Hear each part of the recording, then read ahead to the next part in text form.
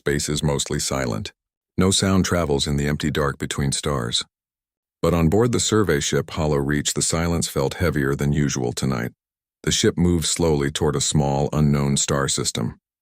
This was routine work for the Galactic Survey.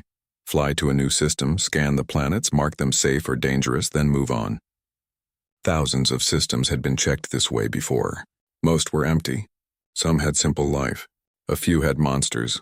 Nobody on board expected tonight to be different. In the control room, a young officer named Vel sat at his station, eyes fixed on the main screen. Beside him stood Captain Thessar, tall, calm, and used to long, quiet missions like this one. "Approaching scan range now, Captain," Vel said. Thessar nodded. "Run it." Vel's fingers moved across the controls.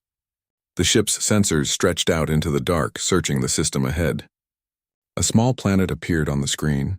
Blue oceans, white clouds, green and brown land spread across its surface. It looked calm. Peaceful, even.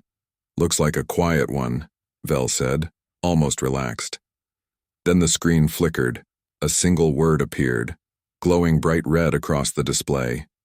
"Hostile." Vel sat up straighter. That can't be right. He ran the scan again. The same word appeared, this time with a number beside it. "Hostile." Confidence, 99.8%. The room went still. Even the soft hum of the ship's engine seemed to fade into the background. Thessar stepped closer to the screen, his calm expression now sharp with focus. He had seen this warning before, but only a handful of times in his entire career, and every single time it had meant something terrible. Hidden more fleets, planet-destroying weapons, the leftover radiation of a war that had wiped out millions. But this planet showed none of that. "Run a full deep scan," Thessar ordered. "Weapons, ships, defense systems, everything." Vel obeyed immediately, his hands moving fast. The ship's systems pushed deeper, scanning the planet's surface in detail this time, searching for any sign of danger. The results came back one by one.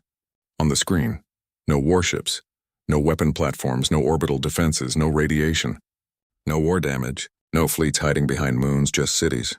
Lights spreading across the dark side of the planet like scattered stars. Calm rivers, wide oceans, faint radio signals carrying music, voices, laughter. Vel stared at the screen, completely confused. "Captain." "There's nothing here.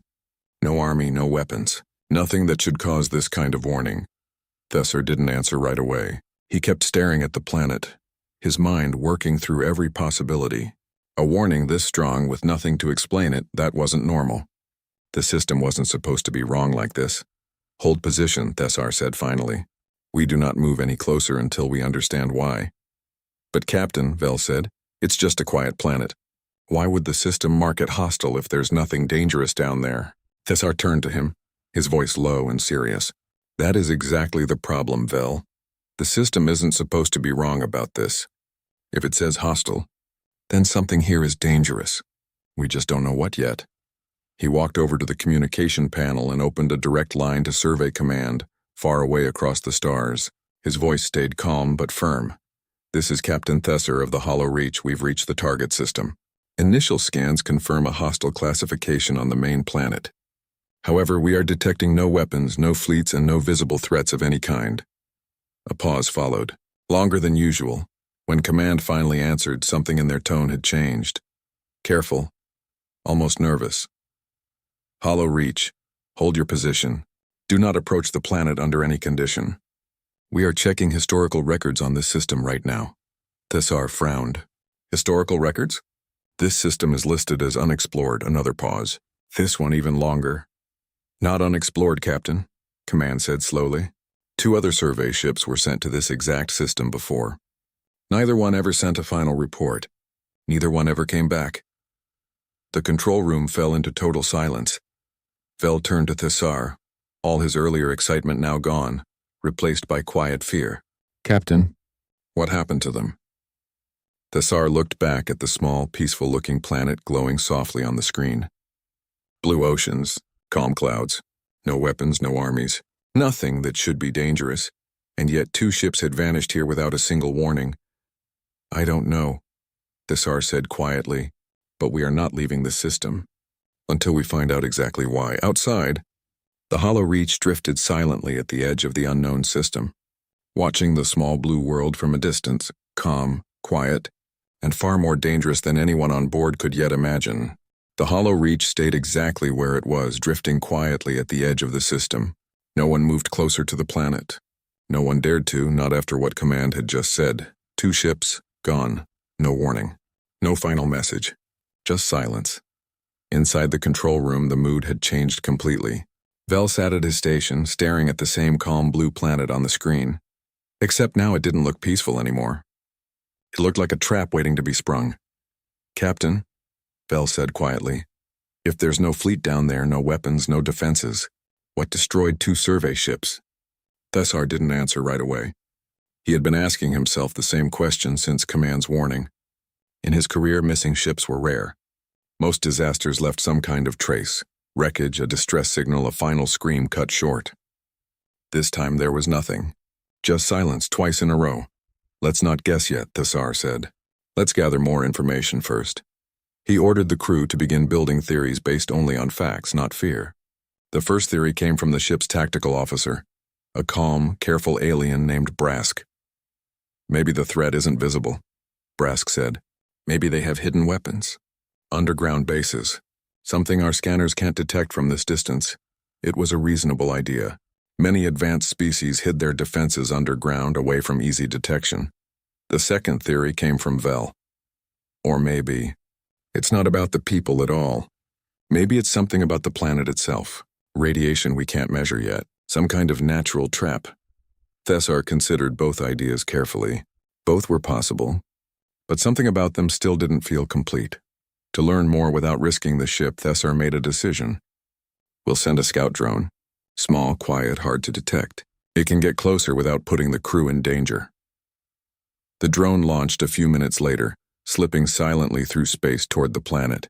To stay hidden, Thessar guided the hollow reach itself into a nearby asteroid field, tucking the ship between large floating rocks.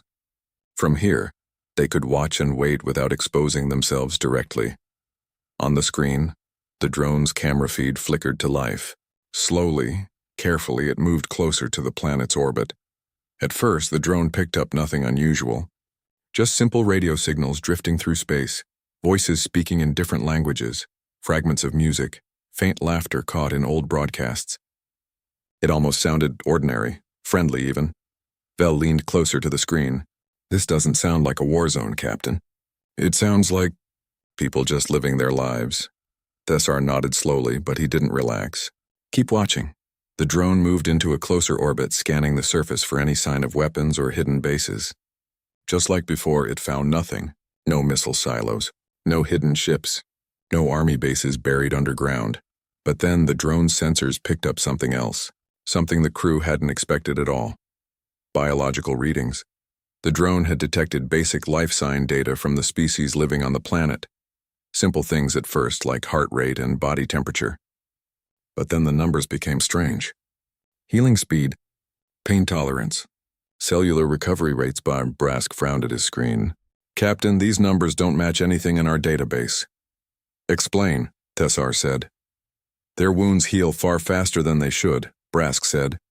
"Their pain tolerance is unusually high, and their bodies seem to recover from damage that should take other species weeks, in a matter of days." The room went quiet again. Vel stared at the data, his earlier confusion turning into something closer to unease. "Captain, none of this matches a weapon. None of this matches an army. This isn't about what they have." He paused, almost afraid to finish the thought. "I think it's about what they are." Thessar looked at the readings again, his mind racing through every survey mission he had ever completed. He had scanned species with strong armor, species with sharp claws, species built for war, but healing this fast, surviving damage this easily. He had never seen numbers like this before. "Survey Command marked this world hostile," Thessar said slowly, almost to himself. "Not because of weapons we can see, maybe because of something we can't easily explain." Brask shifted uncomfortably. "You think the system is afraid of their bodies? Not their weapons?" Thessar didn't answer immediately. He kept staring at the soft blue planet on the screen, the same calm world that had seemed so harmless just hours ago. "I don't know yet." Tesser finally said. But I think we were looking for the wrong kind of danger. Vel swallowed hard, his eyes still fixed on the strange biological data. Captain, I don't think hostile means what we thought it meant. The hollow reach sat quietly among the asteroids, hidden in shadow, while the drone continued its silent watch over the small blue planet. A planet that, piece by piece, was beginning to reveal a kind of danger no one on board had ever prepared for.